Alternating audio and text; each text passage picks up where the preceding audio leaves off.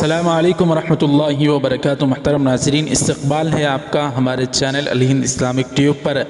مبلغ اسلام حضرت مولانا کلیم صدیقی صاحب دامت برکاتہم کو اتر پردیش کی ATS نے 2 دن قبل گرفتار کر لیا تھا۔ اس کو لے کر پورے ہندوستان میں زبردست احتجاجات کیے جا رہے ہیں بعض جگہ پر، اور بعض جگہ پر مولانا کی گرفتاری کے خلاف غم و غصے کا اظہار کیا جا رہا ہے۔ ایسے میں لوگوں کی نظریں قائدین کی طرف اٹھ رہی ہیں۔ وہیں جمعیت علماء ہند مولانا محمود مدنی صاحب مولانا کلیم صدیقی صاحب کے کیس لڑنے کی بات کر رہے ہیں، تو حضرت مولانا ارشد مدنی صاحب نے ان کی گرفتاری کو بے بنیاد قرار دیا ہے۔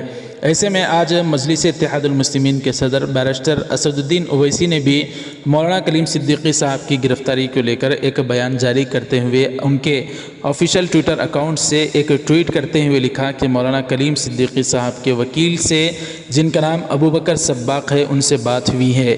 مولانا کلیم صدیقی صاحب جس طرح کی دین اسلام کی نشر و اشاعت کے سلسلے میں جو ان کی خدمات ہیں وہ آرٹیکل 25 کے تحت آتی ہیں، اور اس طرح سے ان کی خدمت کوئی قانون کے خلاف نہیں ہے۔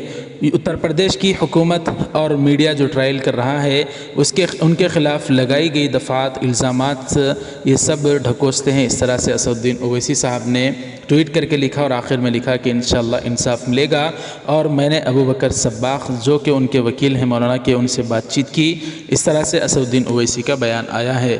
بہرحال دوستوں، دعا فرمائیں اللہ تعالی حضرت مولانا کلیم صدیقی صاحب اور دیگر تمام داعیان اسلام اور جو لوگ بے قصور ہیں اور قید و بند کی صعوبتیں برداشت کریں، ان کے لیے دعا فرمائیں۔ اللہ تعالیٰ ان تمام کو جلد سے جلد رہائی، باعزت رہائی نصیب فرمائے۔ ویڈیو کو ضرور لائک کریں، شیئر ضرور کریں، آپ کی کیا رائے کمنٹ کر کے ضرور بتائیں۔ چینل کو ہمارے سبسکرائب کر کے بیل آئیکن پر کلک کر دیں۔ جزاکم اللہ، والسلام علیکم ورحمۃ اللہ وبرکاتہ۔